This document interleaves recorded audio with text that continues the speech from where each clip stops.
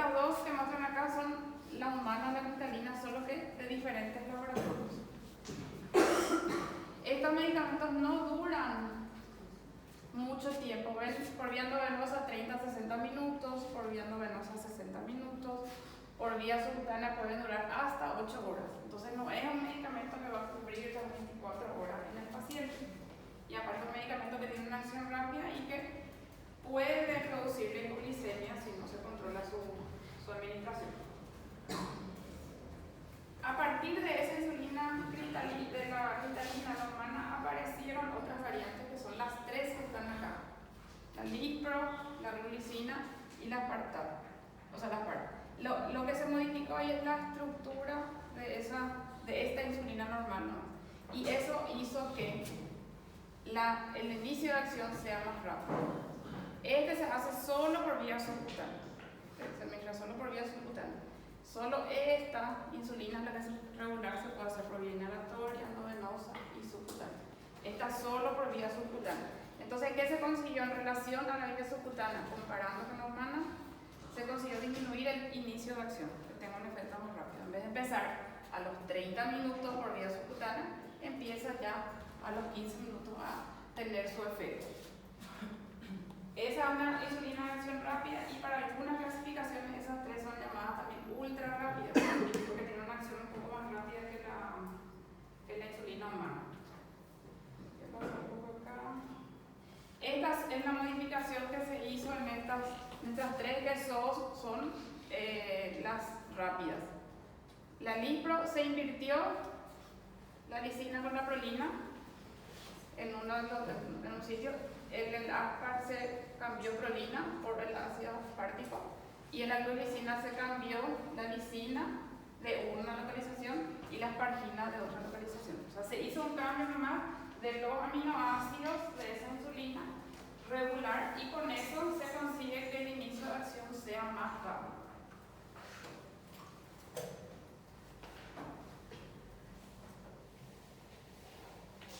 La insulina que tiene el efecto más rápido, ¿cuál es? Ahí. Entre todas.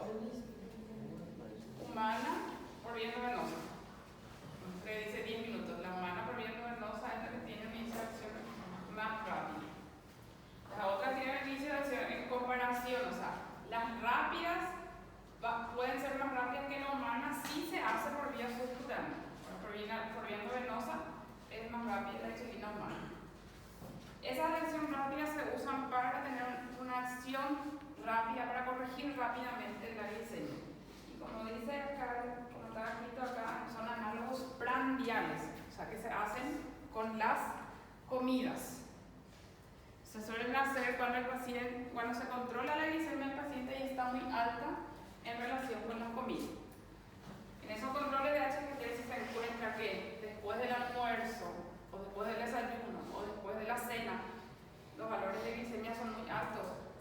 En esos casos se suele hacer para disminuir un poco la glicemia o la hiperglicemia relacionada con la ingesta de los alimentos.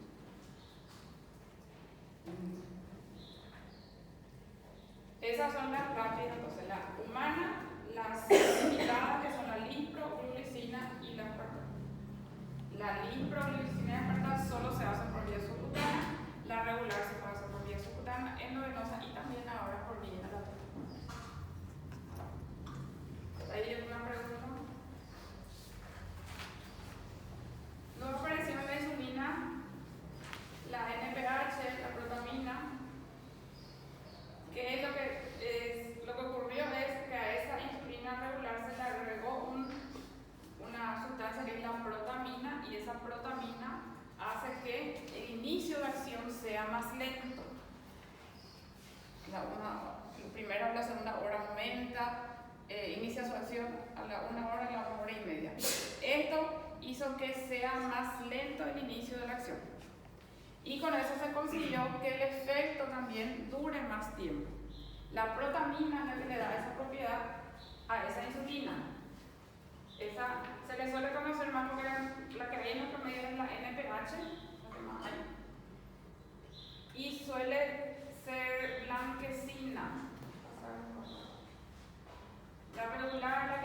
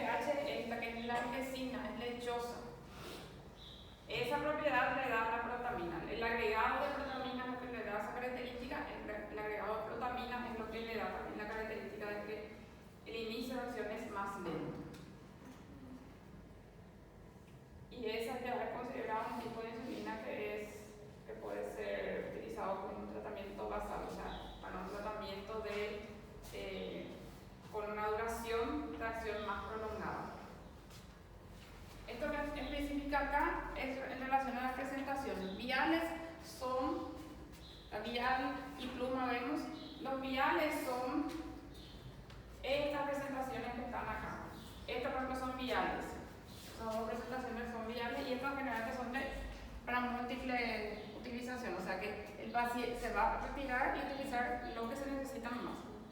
Y las plumas son los pen o los bolígrafos también. Estos son las plumas. Porque ya vienen precargadas. Acá se coloca, se ve cuánto va a aplicarse el paciente y ya informa también. Generalmente en esta parte de la punta tiene un numerito donde se ve cuánto más o menos tiene todavía ese pen o esa pluma. El pen es de uso único, o sea, el pen es para uso solo un paciente, eso no se puede compartir. Los viales sí, a veces se pueden usar por más de un paciente. O sea, en los hospitales generalmente hay este tipo de presentación y se administra de acuerdo a lo que necesita el paciente.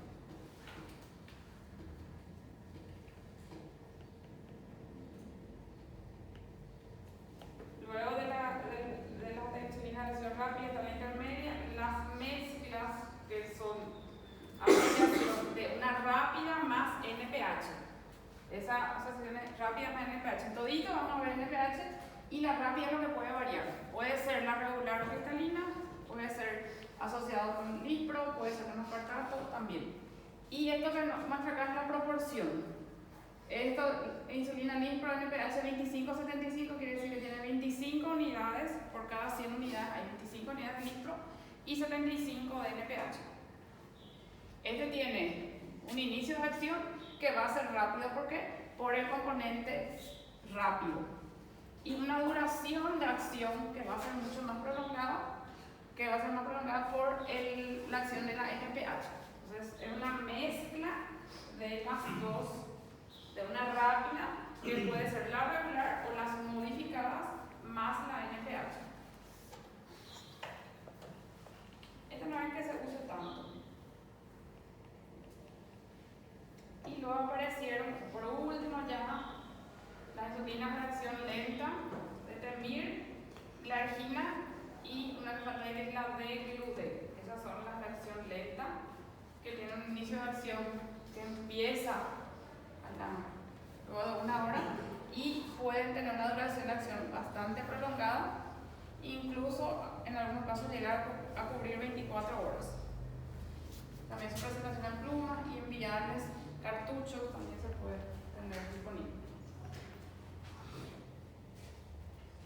En los análogos basales, en lo que son de acción lenta, también lo que sufre la insulina es una modificación en la estructura.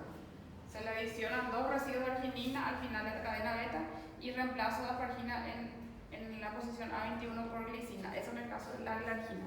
¿Eso qué le da? Esta propiedad hace que dure mucho más tiempo. Entonces prolonga la acción de ese medicamento. Acá está, esto que muestra acá, el tiempo para alcanzar el pico, el tiempo para alcanzar su concentración máxima. Esto en las rápidas modificadas. Y acá está diciendo que no tiene pico, o sea, no tiene pico, no tiene una curva donde haya un pico y después descienda otra vez. Eso es importante para disminuir el riesgo de hipoglicemia en el paciente. ¿Eso qué quiere decir? Que estas prolongadas, esta que está acá y esta que están acá, la glargina y la Detemir, tienen una curva que es mucho más constante. Eso hace que la concentración de insulina entonces permanezca más tiempo constante. En la glargina dijimos que puede ser hasta 24 horas, puede cubrir.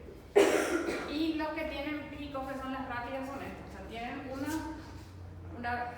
un inicio de acción más rápido, sube mucho su concentración y luego baja otra vez rápido. No dura demasiado tiempo.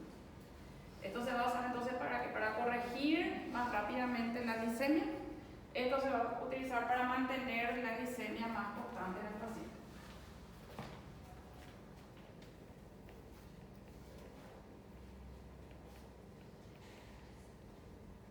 Las que son llamadas prandiales son las que tienen acción rápida, las que van a utilizarse para controlar la glicemia relacionada con la alimentación. Rápida, Lispro, aspartato, glucina. Las que se pueden usar de forma basal, o sea, para tratamiento, para tratar de controlar la glicemia pueden ser la intermedia ya, el pH y la de acción lenta. Detemir, Glargina y Degludec, en ese cuadro todavía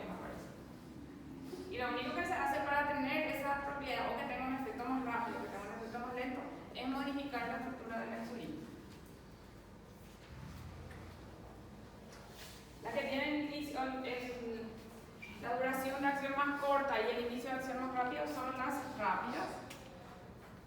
Liproaspartato glulicina. Después está la corta, que es la regular. La intermedia sí tiene todavía un pico, pero no es tan importante como en las otras anteriores. Dura un poco más de tiempo. Y las que tienen una concentración que es más estable son la de Temir y la glargina en ese grado. Acá ya aparece, donde ya aparece también la de Gludel.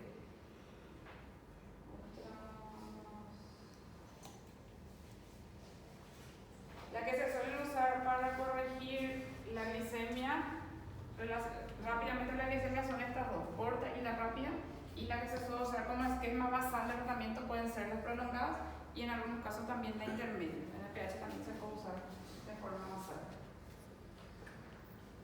Estas son las rápidas, la insulina rápida, que es cristalina.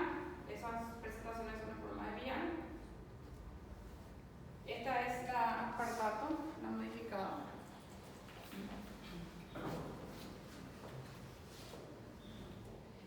Esta es la insulina regular también, pero esta tiene una concentración diferente. La mayoría de las insulinas tienen una concentración de U100S, o sea, 100 unidades por cada ml. Esta es una presentación modificada que es más concentrada. Por cada ml tiene 500 unidades y eso especifica luego en cada una de las presentaciones. Es una insulina regular, pero con una concentración mayor cantidad de unidades en un ml.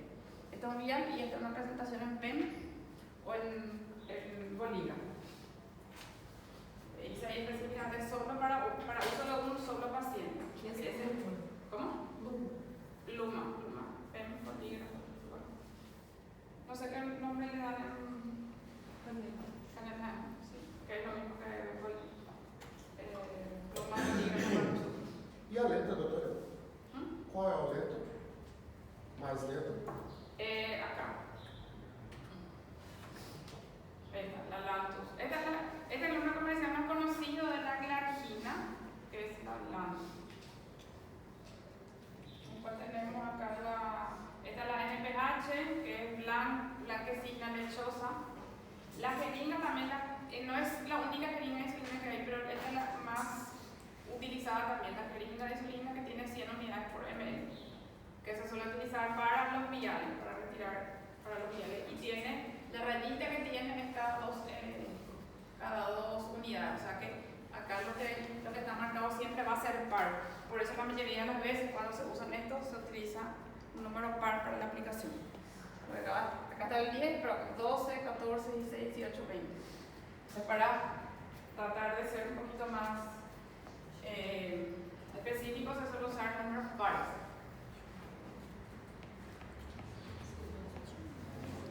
Acá están la NPH, que es blanquecina, la Lipro, que es la modificada rápida, la insulina, esta otra lenta, esta es de glargina, la insulina regular, la glulicina. Esas son todas presentaciones en viales.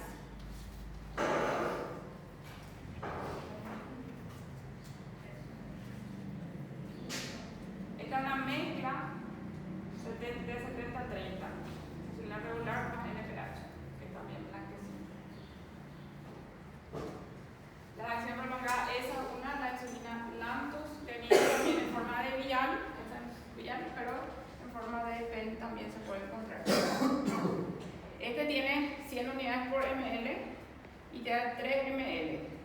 Es una lapicera con pen, una caneta prellenada ya. O sea, 300 unidades es lo que va a traer. Acá el paciente va a poner cuánto va a inyectarse.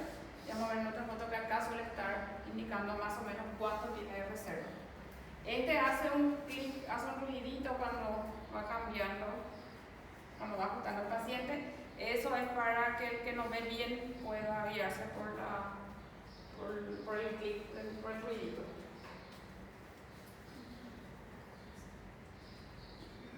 Estas son también la acción prolongada, la de Temir, que es de 100 unidades por ml, otra forma de la acción prolongada. La glargina, la de Temir y la de Gludel son de acción prolongada. Esas dos presentaciones son de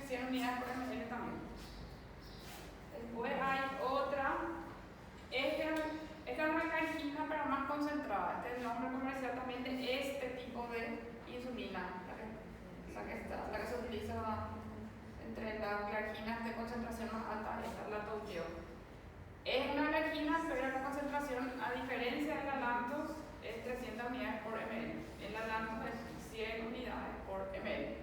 Y acá es una concentración de 300 unidades por ml. La caja, por ejemplo, se trae 3 plumas o 3 canetas para el paciente. Esas son canetas que se tienen que reponer, o sea, son desechables. Una vez que termina, tiene que usar otra. Acá decía que suele tener reservorio.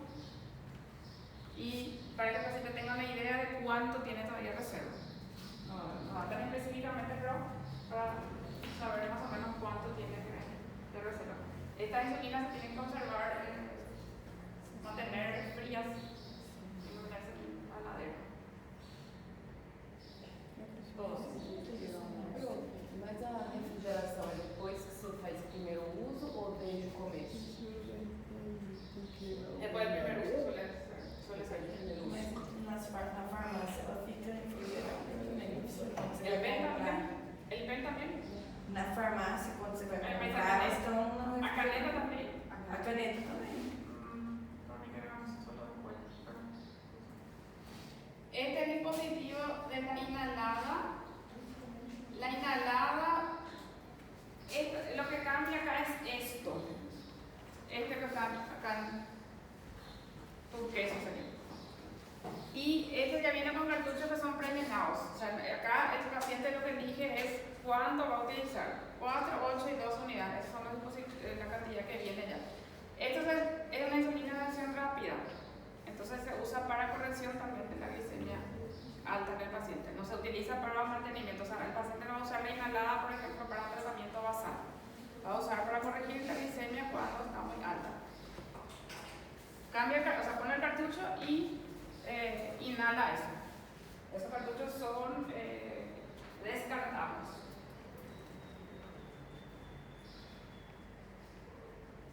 Este usa insulina regular, o sea, regular es que se hacía inhalada, subcutánea y endovenosa.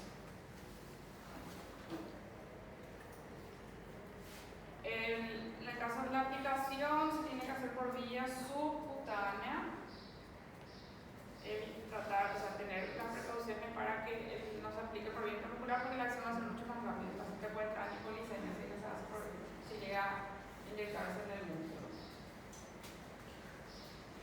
La aplicación tiene que ser subcutánea, no muscular. Estos son algunos sitios de aplicación: en los brazos, en los glúteos, en las piernas, en el abdomen. Se suele usar, en los niños a veces se utiliza en el muslo, pero en el adulto generalmente se usa en el abdomen, porque casi siempre el paciente que se tiene que aplicar es más cómodo para él es ese sitio. Las líneas propias son alteraciones que pueden aparecer. Ahora aparecen menos. Anteriormente, cuando la insulina más antigua, era mucho más inmunogénica, o sea, producían una respuesta inmune en el paciente y podían producir hipertrofia en algunos sitios o lipodistrofia, o sea, una atrofia. En esos lugares, si se produjo por la aplicación una hipertrofia o una atrofia, no se tiene que aplicar más. Pero por informar complicado o por Es por el medicamento, una acción del medicamento que se ve menos ya ahora. Professor, como que eu corrijo isso aí nesse caso? No vas a poder corregir, ya va a tener esa alteración. Pero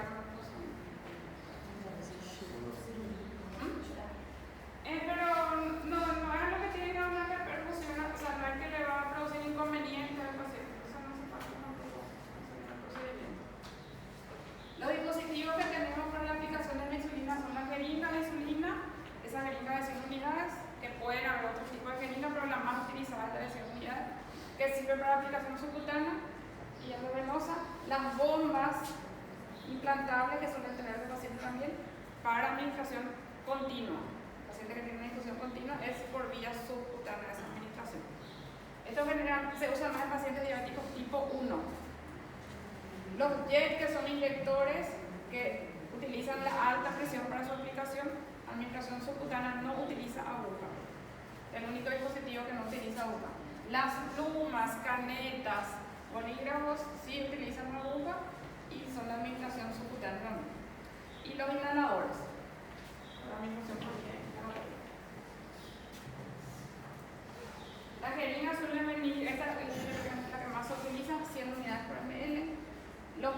bolígrafo, la mayoría son desechables, algunos pueden recargarse.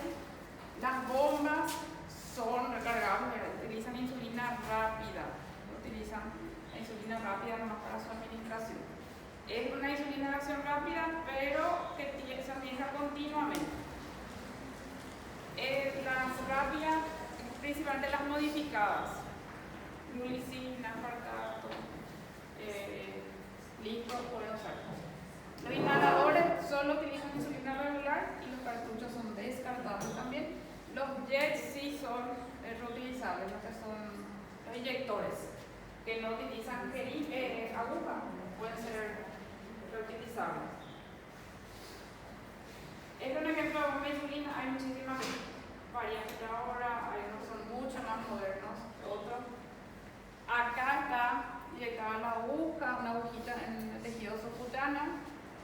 Por este cañito va la insulina y acá está la información que tiene el dispositivo también. Hay unos que son mucho más, tienen muchas características más, te puede controlar la glicemia del paciente, se puede programar cuánto se va a aplicar al paciente, se puede programar también el bolo, o sea, su basal programa y después puede poner a tal hora que se aplica una cantidad mayor, por ejemplo, para la hora del desayuno, para la hora del almuerzo.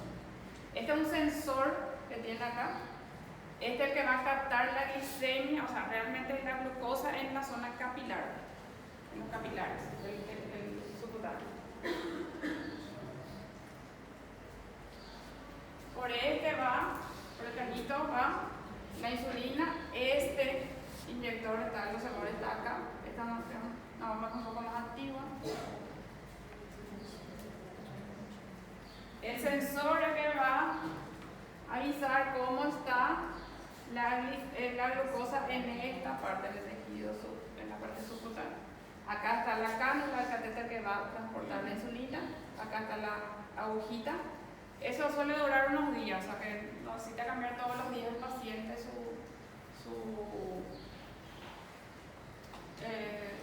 su aguja, puede durar unos días. Toda la actividad del paciente suele organizar con su bomba.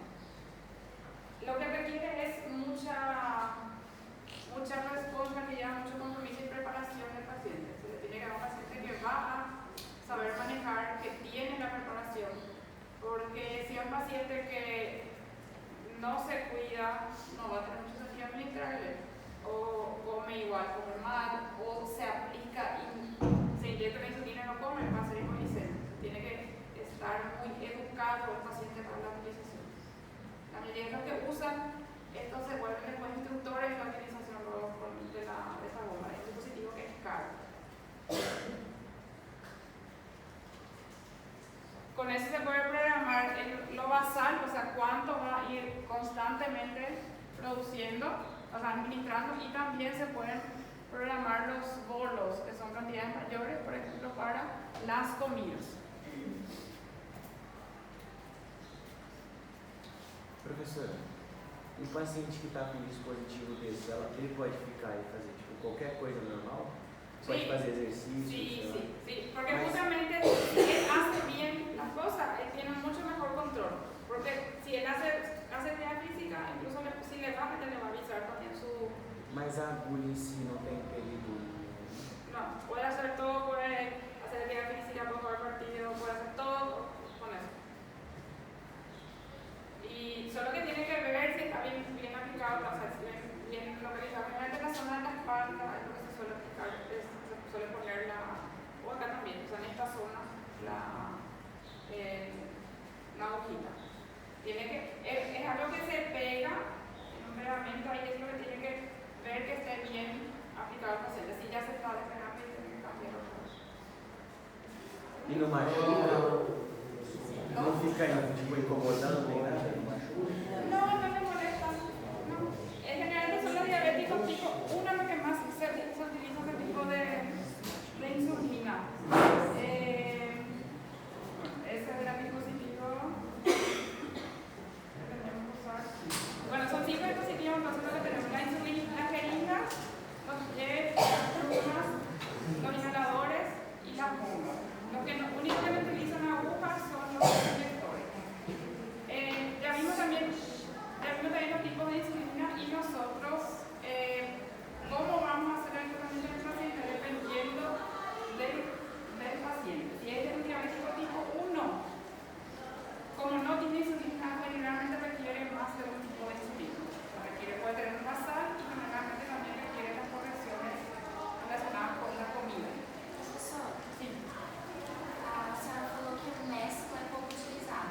Sí, Mas ele não seria melhor para liberação até prolongada?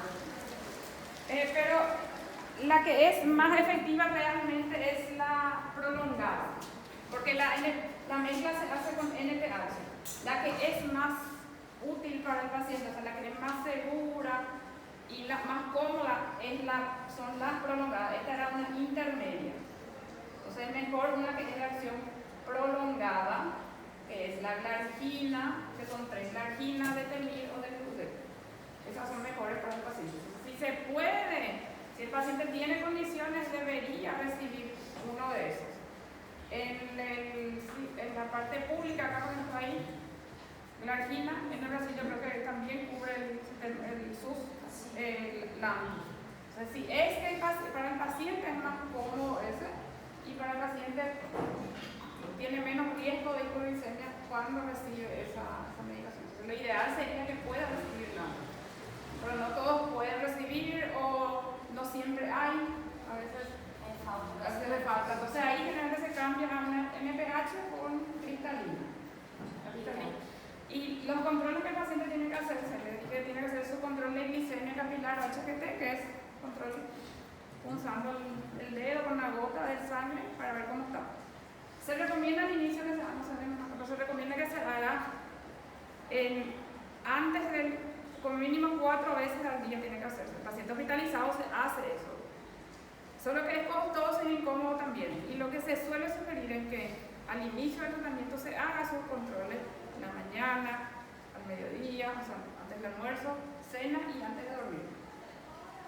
Una vez que su esquema ya está fijo, ya está controlada su glicemia, puede variar. Hoy se hace el desayuno, mañana se hace en el almuerzo, pasado mañana en la cena y después empieza otra vez su control. Entonces eso le permite al médico, a su clínico, a su endocrinólogo, ver cómo está su control y dónde necesita ajustar.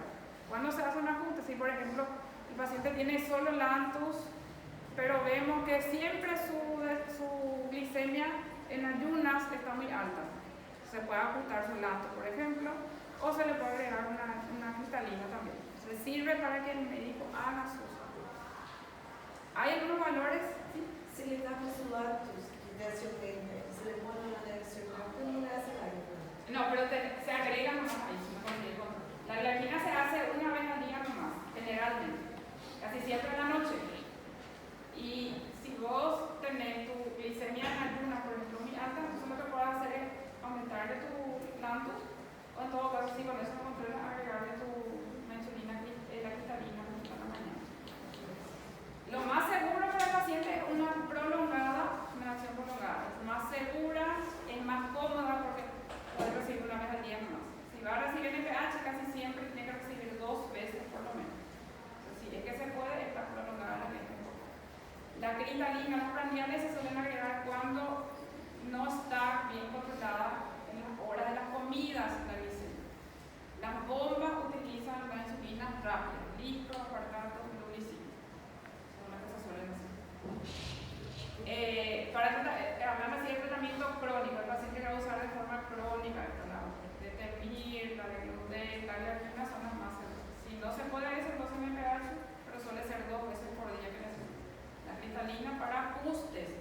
En ese control que va a traer el paciente de su glicemia, cuando está muy alto, se puede agregar alguna rápida. En el tratamiento agudo, de las complicaciones agudas, ¿cuáles eran las complicaciones agudas de la diabetes?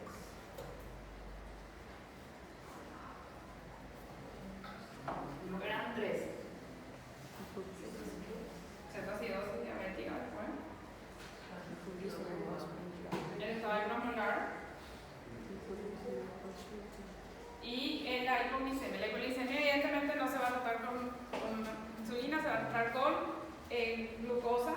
Si el paciente toma, o sea, si el paciente está lúcido se le puede dar glucosa, algo líquido, y si está inconsciente tiene que recibir glucosa parenteral, endovenosa. En las complicaciones agudas siempre se tiene que usar insulina, independientemente de si era diabético tipo 2 o usaba diabéticos orales. Si el paciente ingresa por una cetoacidosis, si el paciente ingresa por un estado hiperosmolar, tiene que recibir insulina. Lo que sea que estaba recibiendo se y se va a hacer la administración de insulina. Y la insulina que se hace en las complicaciones es la insulina cristalina y es endovenosa y en infusión. Si el paciente ingresa con una cetoacidosis y recibe insulina NPH cristalina, eso se suspende y se hace cristalina endovenosa. Si el paciente tomaba o se aplicaba semaglutide, tomaba sitagliptina, tomaba metformina, todo se suspende y se administra insulina cristalina endovenosa en infusión.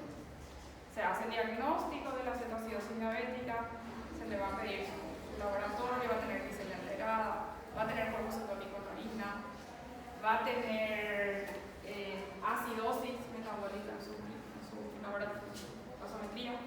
Se hace un diagnóstico y se tiene que administrar la insulina cristalina en infusión. Lo mismo en el estado hiperosmolar. Se va a diagnosticar y se le va a administrar insulina cristalina endovenosa.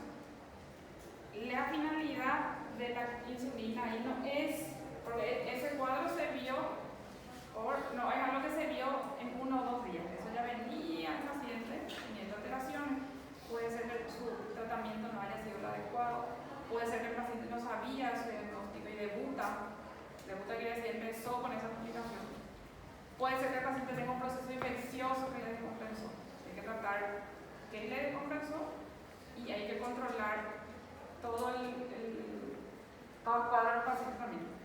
No hay que apurarse por bajar la glicemia. El problema no es ahí, lo fundamental no es eso. El problema es todo el desequilibrio que trajo ese déficit de insulina en el paciente. Así que estar deshidratado, puede tener alteraciones electrolíticas, puede estar insuficiencia renal. Hay que hidratarle bien, tiene un déficit de líquido ese paciente y hay que controlar, administrar la insulina, no como para bajar rápidamente su glicemia. La insulina el paciente va a tener hasta que se corrija el cuadro. Si el paciente hoy se le diagnostica y está con cetoacidosis, con cetoacidosis, va a empezar su insulina en infusión continua hasta que se resuelva el cuadro, hasta que desaparezca su cetoacidosis. No hasta que controle la glicemia, hasta que ya no tenga polvos cetónicos, ya no esté deshidratado, ya no esté con acidosis. Lo mismo el estado hiperosmolar, hasta que se reponga todo el líquido que tiene alterado, hasta que la osmolaridad se normalice para recibir. El apuro no es por corregir el azúcar o la glicemia, se tiene que tratar la complicación y puede recibir varios días de esa medicación del paciente. La única insulina que se puede usar en la complicación aguda es la insulina cristalina en infusión continua. Se suele hacer 100 unidades para que sea más específico más. 100 unidades en 100 ml de suero fisiológico. Y se calcula, ¿eso para qué? Para que te sirve para calcular más exactamente la dosis. Y generalmente se empieza, por eso que dije que era 0,1 unidad por kilo peso. O sea que por cada 10 kilos del paciente, 1 unidad. Entonces en un paciente de 80 kilos se puede empezar la infusión a 8 unidades y se va ajustando la dosis de la medicación. El control de glicemia se tiene que hacer cada hora. Si tiene goteo de insulina, cada 1 hora se tiene que hacer el control de glicemia. Se le tiene que hidratar, se tiene que calcular el déficit que tiene de líquido. Generalmente el déficit es mayor en estado hiperosmolar que en cetoacidosis y la mitad más o menos se tiene que corregir en las primeras 12 horas, pues el resto se puede corregir más lentamente, del líquido. Otra precaución, otro criterio que hay que tener en cuenta es el potasio. El potasio del paciente, pues, si está normal o está bajo, si está bajo se tiene que corregir. Si está normal se le tiene que agregar potasio al paciente. ¿Por qué eso? ¿Qué efecto tenía la insulina sobre el potasio?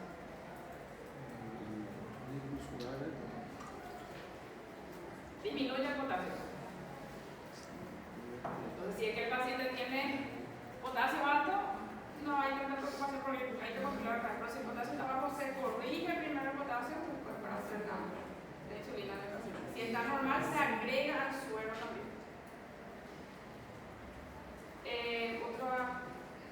Las complicaciones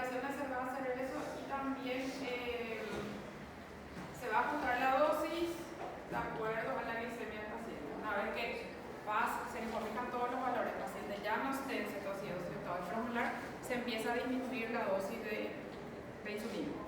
Y antes de suspender la infusión, ya se tiene que empezar una insulina basal.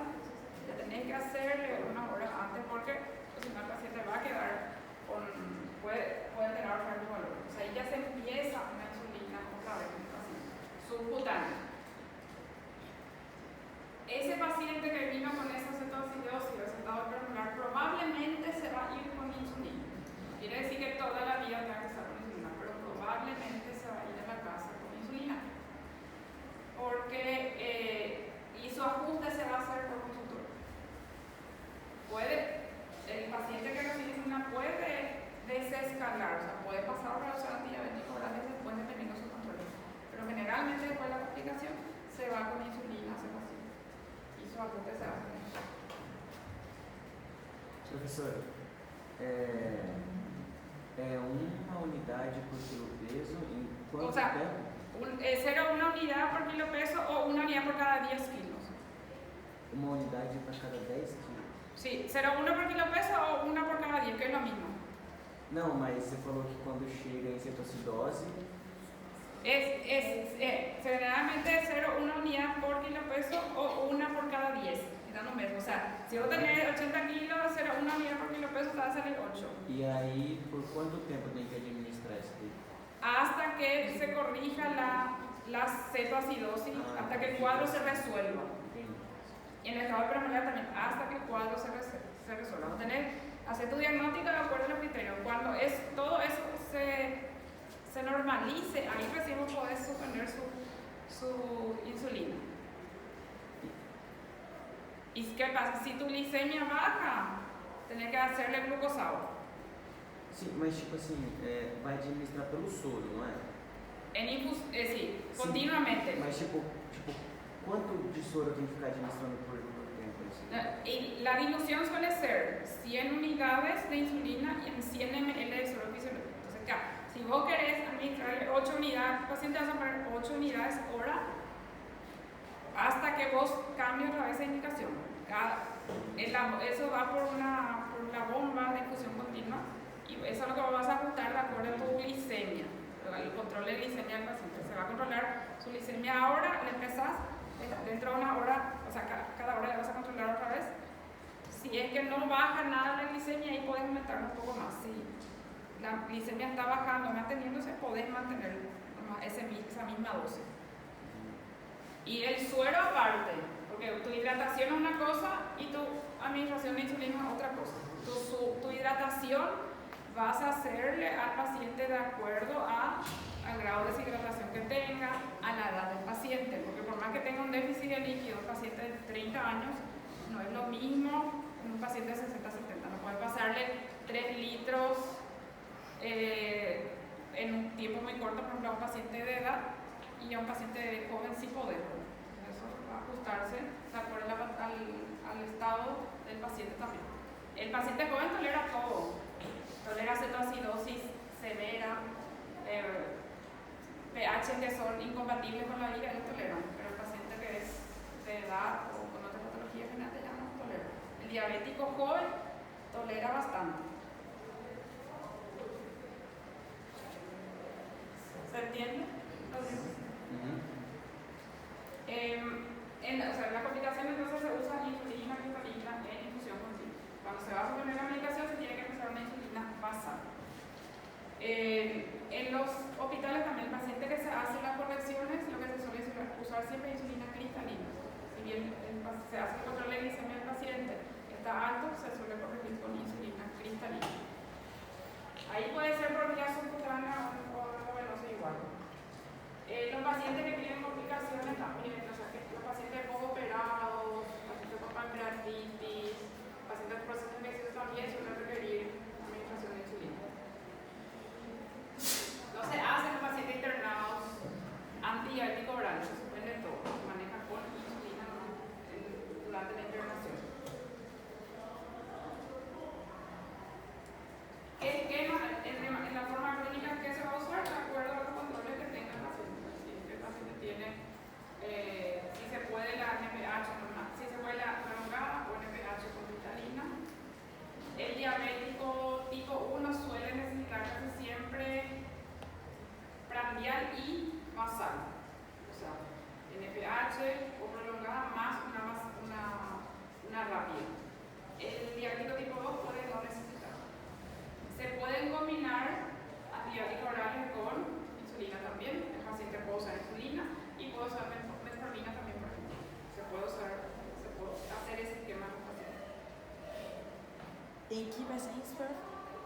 En diabético tipo 2, por ejemplo, se puede usar insulina más metformina.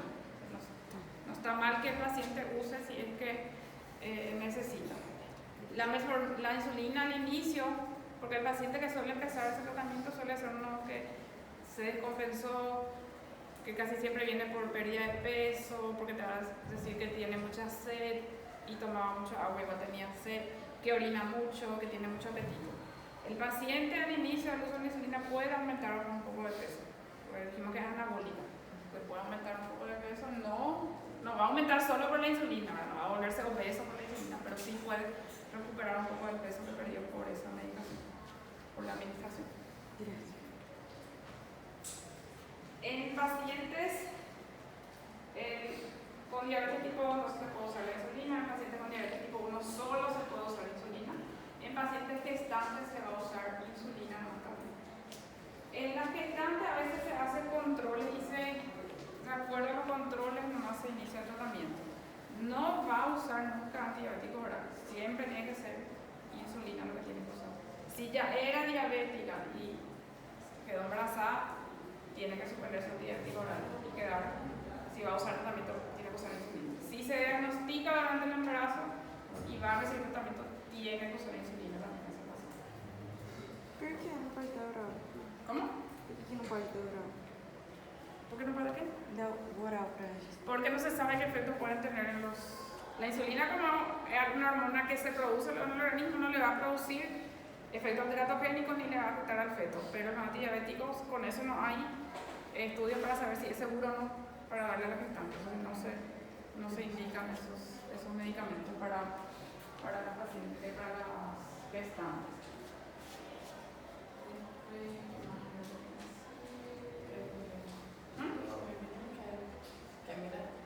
No sé qué más estaba, creo que no sé qué cosa.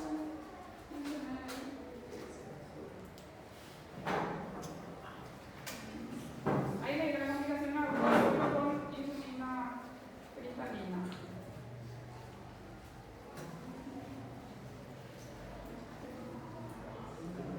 Acá hay una curva que es un poquito diferente para tener en cuenta más que para nosotros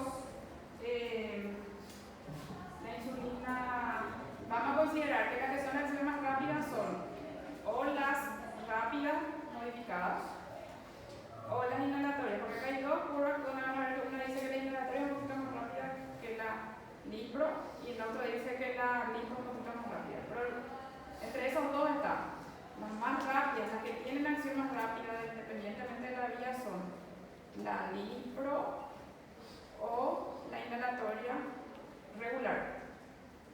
¿Se entiende?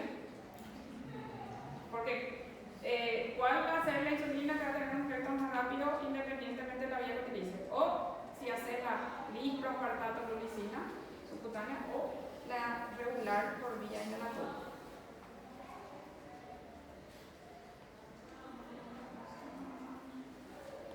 Si se van a hacer esquemas que son, si se va a hacer más de una aplicación de insulina, se tiene que dividir, hacer la mayor, 2/3 por la mañana. Eso quiere decir, si vos tenés 30 unidades, tu cálculo es darle 30 unidades, eso es un tratamiento crónico, es fácil, 30 unidades al día, y tenés que hacerlo 2 veces, entonces a la mañana a las 6, una cantidad mayor que a la noche. Vas a hacerle 20 aproximadamente a la mañana y 10 a la noche porque hay menor riesgo de hipoglicemia de esa manera.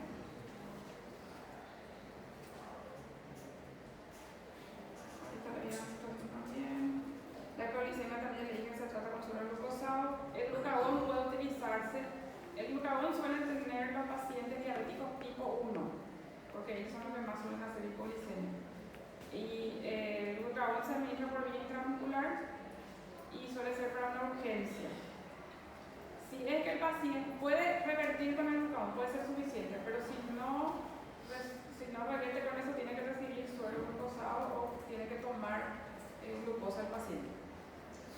¿Qué efecto tenía el glucagón para corregir la glicemia? ¿Quién recuerda? Pobrecilla, ¿por qué digo que puede no ser suficiente? O sea, va a ser más rápido si el paciente toma un litro de, no toma un litro, pero un vaso de coca, de gaseosa, o consume un caramelo, o se le aplica por vía endovenosa la glucosa, que el efecto del glucagón, porque el glucagón lo que hace es mover los depósitos del glucógeno. Entonces, lo que tiene que hacer es degradarse el glucógeno para pasar a la sangre. Entonces, por eso puede demorar un poco más su efecto. Una contrarreguladora de la insulina. La insulina favorece la utilización de la glucosa, y el glucógeno lo que hace es destruir los depósitos de glucógeno para pasar a la sangre. La insulina saca de la sangre la glicemia, la glucosa, y el glucagón vuelve a poner la glucosa en la sangre. Acá también están los objetivos terapéuticos. En la clase anterior nos vimos sobre la hemoglobina glicada. Lo ideal sería que el paciente tenga una hemoglobina glicada menor a 7. Eso quiere decir que está teniendo buen control. Su glicemia preprandial entre 90 y 130, y la glicemia después de una hora menor a 180. El paciente se tiene que hacer toda esa preprandial, entonces antes de la comida se tiene que hacer sus controles para ver cómo está. Eso va a notar todito al paciente. Si consigue esos objetivos, el paciente sigue con ese tratamiento, independientemente de que sea insulina o antidiabético. Si el paciente no logra ese objetivo, se tiene que ajustar la medicación y hacer otra vez el control.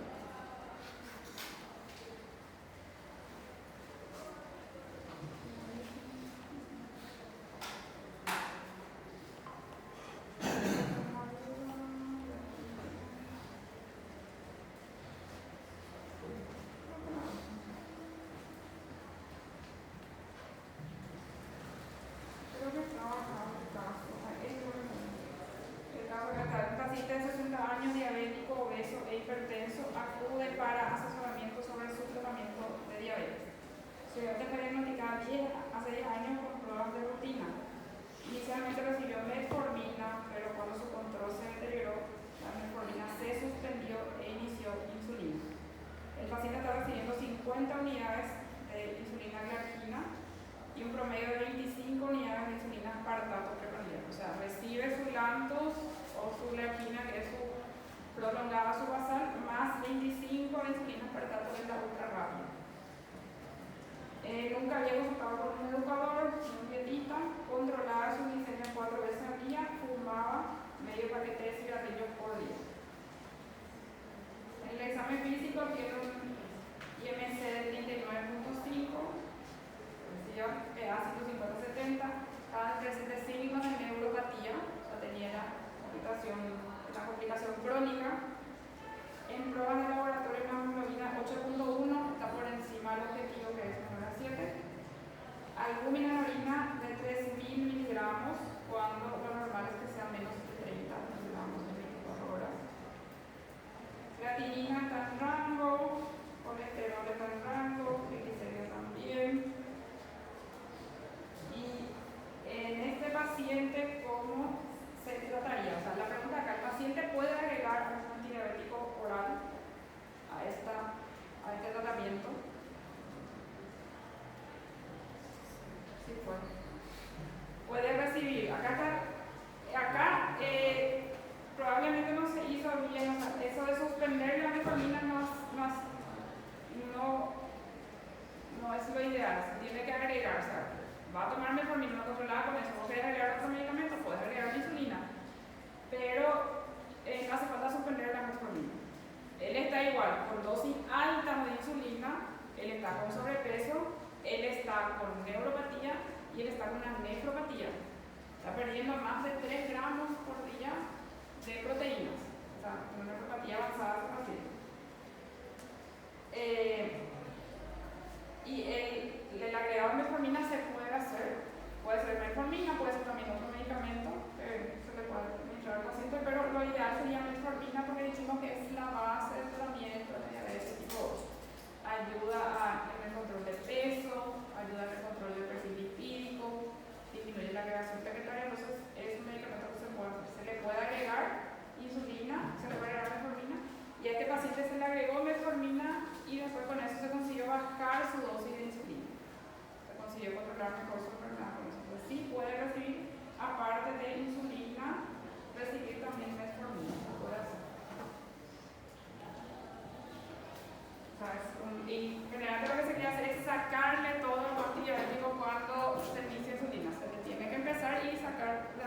todo caso, ¿qué es lo que conviene más que se le saque?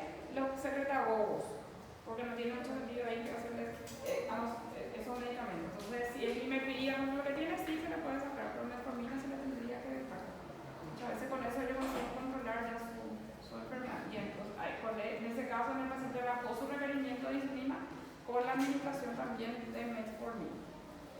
Y siempre que no se cumpla el objetivo terapéutico, se tiene que ajustar la medicación, hacer un control otra vez de la glicemia en el paciente, al mes más o menos, 15 días se le pide la hemoglobina glicada sí se pone un poquito más porque no va a variar mucho de hoy a 15 días, va a variar de aquí a 3 meses, entonces eso sí puede esperar más. Pero se ve el objetivo, si se logra el objetivo terapéutico con los controles de HGT, con los controles de hemoglobina glicada.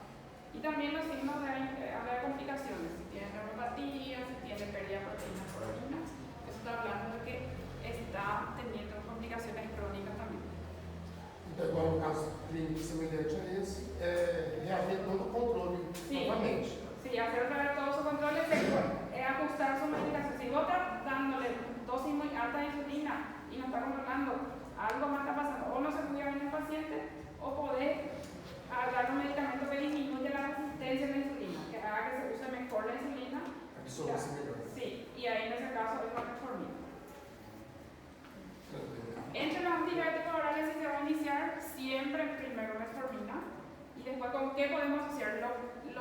Actualmente lo que más está indicado son los análogos de la GLP-1, que son semaglutide, liraglutide o Ozempic, un nombre comercial. Esos son los que más se indican. Entonces, metformina puede recibir eso, o si no, puede recibir metformina y inhibidores de ADP4. Esos son los que actualmente el tratamiento que inicialmente se recomienda indicar.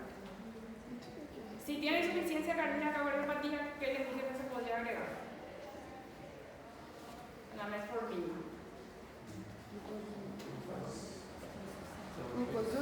Glucosuria. ¿Cómo? A la metformina. El paciente con cardiopatía o insuficiencia cardíaca se puede agregar los glucosúricos. Son eso. Y cuando la limepirida, por ejemplo, se usa solo cuando no puede usar inhibidores de ADP4, glucosúricos o análogos a GLP-1. Ya es una segunda línea de tratamiento. Entonces, inicialmente metformina. Si vas a asociar algo, es análogos de GLP-1 o inhibidores de ADP4, o si tiene cardiopatía, glucosúricos. Y si es que no puede recibir esos junto con la metformina, entonces se hace metformina y limepirida. Se pueden hacer 2 o 3 antibióticos orales si se llega a la dosis máxima, si no responde con eso, ahí se le agrega insulina. Y se va retirando, se va ajustando la dosis de los antibióticos orales. Con metformina lo que más frecuentemente el paciente igual sigue o puede seguir a pesar de recibir insulina.